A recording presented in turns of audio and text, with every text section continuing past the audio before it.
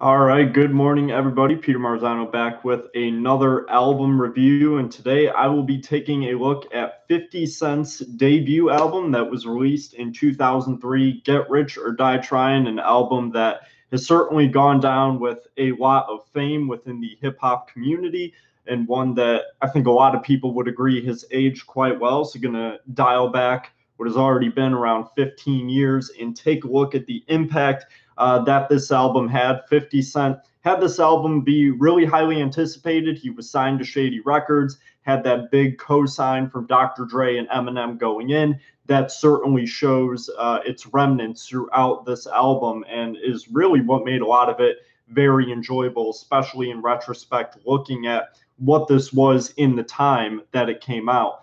So basically, going to get right into it. The album starts off with around a 10-second intro that sounds like a gun being loaded, so really isn't a whole lot there. The first actual track being What Up Gangsta, which has very engaging production. It's basically 50 announcing his arrival to the rap industry. He did have a few mixtapes before this, most notably Power of the Dollar, which came out in 2000. But this was obviously his major label debut and his first studio album.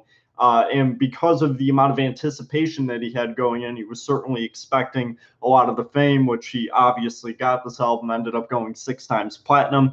And What Up Gangsta talks quite a bit about that, discusses a bit of his past, which is certainly a prominent theme throughout the album, especially with a lot of his criminal activity and the poverty that he lived through in New York City growing up, specifically in South Jamaica, Queens, being pretty fresh to him when this album was released. There's two airtight, aggressive verses in the song, a pretty nice string section outro that fits pretty well. And overall, it's a nice opener to the album. And then that transitions quite well into the track Patiently Waiting, which is produced by both Eminem and Dr. Dre. You could certainly tell right away it sounds very similar, and this is a theme that kind of repeats itself later on in the album. The beat itself sounds very similar to a lot of the production that you hear on the Eminem show, which was released in 2002. There's this intimidating arpeggio string beat that goes throughout the song. The hook is very intimidating as well. There's an outstanding Eminem feature that's filled with these multi-syllable lines. And this is really Eminem at his prime, if you're looking at what he was able to do lyrically, not just on his own material, but on the features that he had this 2000 to 2003 period of time. Eminem was really on top of his game in rap and was probably the hottest rapper in the game at that time. So his feature certainly didn't disappoint in this song. It was essentially another arriving track, though, so the lyrical subject matter wasn't much different. It was just kind of representing Shady Records, of course, with the Dr. Dre production as well. The third verse kind of veers more into 50 street life, which is certainly emphasized a lot more on some of the later tracks on the album. More specifically, the track that follows, Patiently Waiting, Many Men Wish Death, which is one of my favorites, not just on the album, but by 50 Cent in general. I think it's one of his strongest tracks. There's this gunshot intro, which is not the last time on the album you hear that.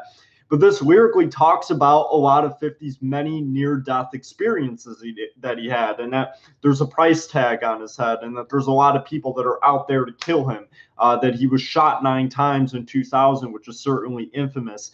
There's this classic East Coast piano loop combined with a really contemporary beat. The song was produced by Luis Resto and Eminem. You could certainly tell that there's the Eminem production roots in there. There's this killer line also in the song that I loved to end the final verse where he says, in the Bible, it says what goes around comes around. Hamo shot me 3 weeks later. He got shot down. Now it's clear that I'm here for a real reason because he got hit like I got hit, but he ain't fucking breathing.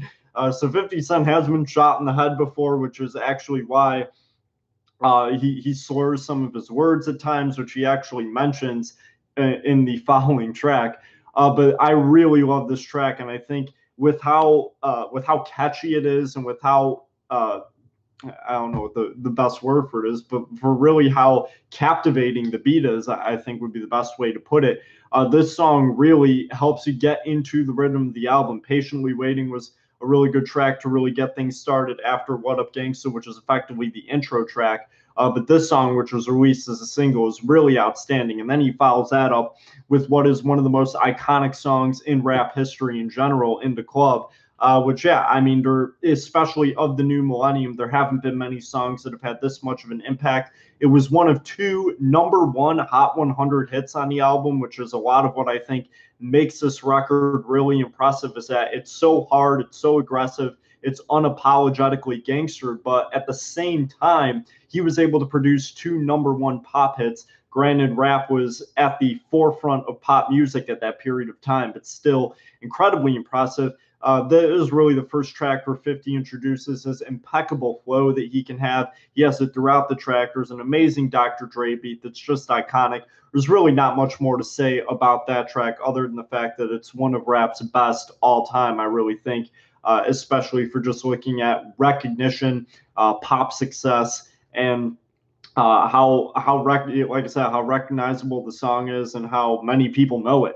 The following track, High All the Time, which certainly is the first track that kind of differs lyrically from the rest of the album up to that point in subject matter. Once again, I really feel that 50's flow was a highlight on this track. There's just a lot of unapologetic gangster rap lyrics, several clever bars. It's more than just simply an ode to cannabis, which is what the hook would lead you to believe. I really like the Eminem production as well. But the track is kind of the first one that almost feels like a filler on the album. There was one really nice line that I liked a lot. It was, "You don't want me to be your kid's role model. I'll teach them how to buck them 380s and load up them hollows."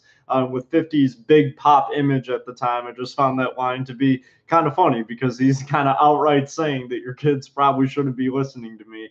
The following track after that, though, Heat, may be my favorite on the entire album and by 50 Cent in general. I do think it's probably the album's best track. Once again, features these unapologetic lyrics. That fame does not stop him from being a true menace on the street. There's a spoken word intro, the incredible hook, which is so captivating. It has probably the most stripped down production of the album. There's this boom bap inspired beat by Dr. Dre, and the beat itself is based off of gunshots. So really one of the more aggressive songs on the album, but certainly shows his background that he had coming into making the album.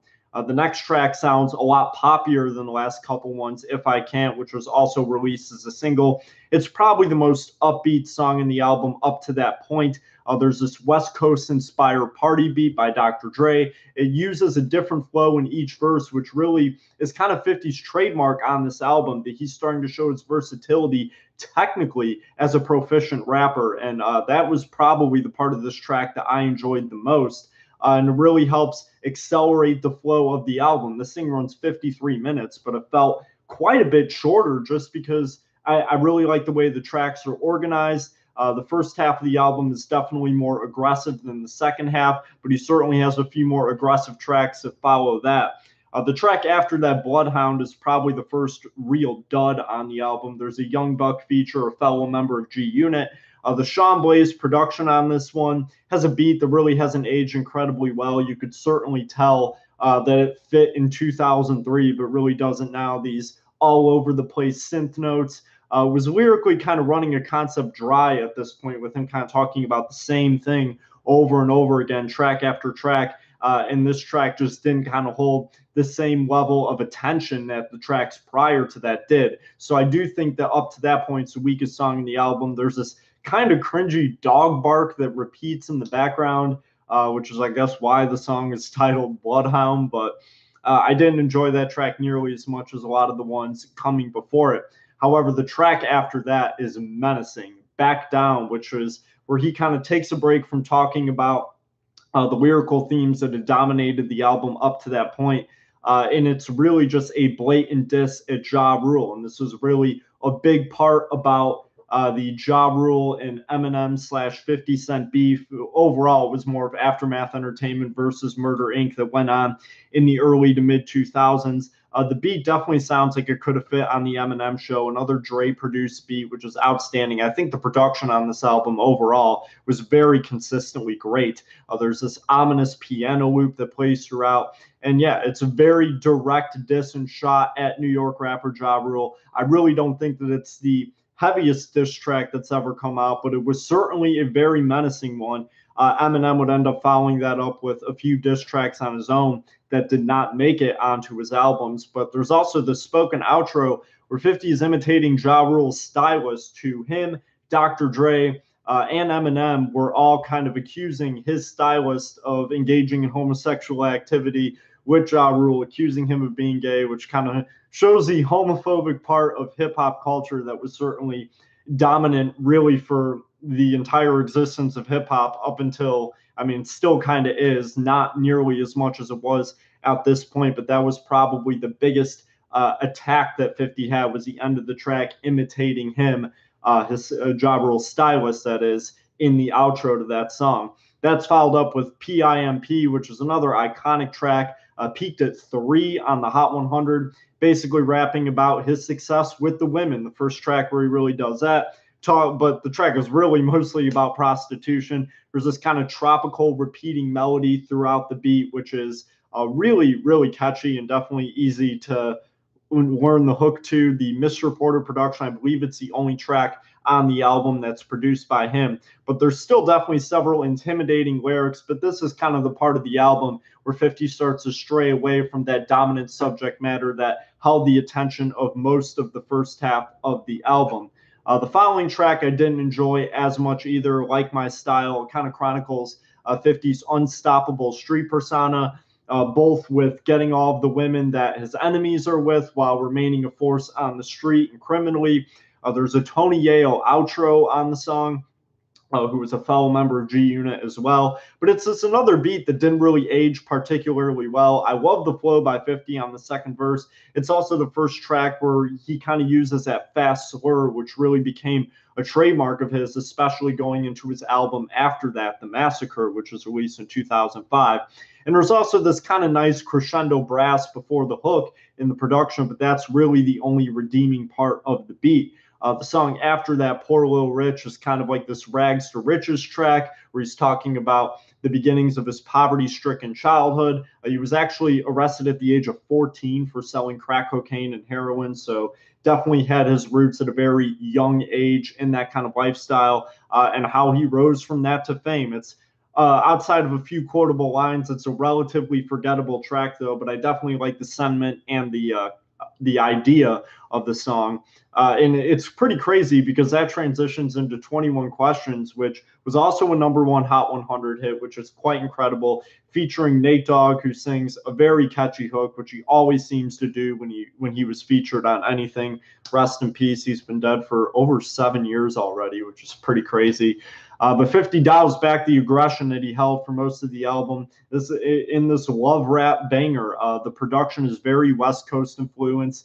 Sounds like it could have come off of 2001 by Dr. Dre, even though it was produced by Dirty Swift. And the song is timeless. It's aged very well. It was very popular commercially. And even though it doesn't really fit the theme of the album overall, it shows that he could make a song about something else and something so drastically different, kind of showing this softer side to his persona.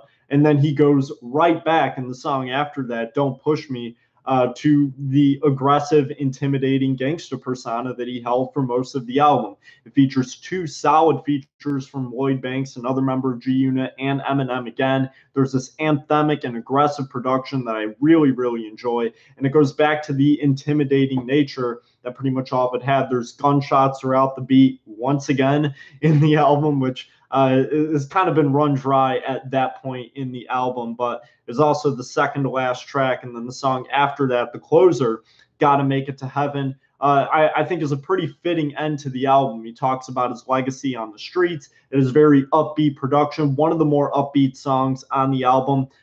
Even though the beat is kind of memey in a way, it almost sounds like it belongs in a video game. But it definitely fit pretty well with the context of the song. I like the verses in it.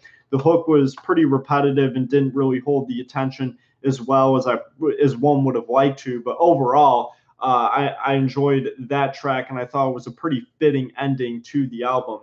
But I think you look at this album as a whole, especially 15 years later, and especially as 50 Cent hasn't really been able to replicate music like this since. I really think that this album has aged incredibly well overall. I think the production is outstanding. I think it's something you can listen to at any time and at the very least enjoy the beats of it. But I think especially as rap has really changed since this album came out, I really think that Kanye's The College Dropout was the biggest influencing factor in changing kind of the complex of who were rappers. This album kind of remains the last bastion of pop and gangster rap kind of combining. This was really kind of the last straw for it, at least right now. And I know I made a video about everything that happened recently with XXXTentacion, but even then, you're looking at a completely different style of rap with the violence that's kind of emerging in today's rap culture. But this was something that really, really hit hard, not only at the time, but still does today, and remains a classic for the rap genre. I really enjoyed the album for the most part. Like I said, I think there's a few tracks in here that are definitely significantly weaker than others, and I don't think that there's any tracks that are really ultra groundbreaking outside of the fact that he was able to make some of these songs very commercially successful. But outside of one or two filler tracks, this is a pretty airtight album and it flows incredibly well. 50 Cent's flow is incredibly great. And I don't really think there's much about this album to not like. There's certainly more hits and misses, and the hits on this album, you enjoy different things about it, enjoy more and more with each listen. So I really enjoyed it. I think in retrospect, it's one of the most important rap albums to come out for the genre of hip hop music. And for that reason, I kind of hold it in pretty high regard. My score for this one is an 85 out of 100. I'm pretty much going to leave it at that. Thank you for listening. I should be back with another album review relatively shortly, but this has been Peter Marzano looking to 50 Cent, Get Rich or Die Tryin'. That's all we got for you today.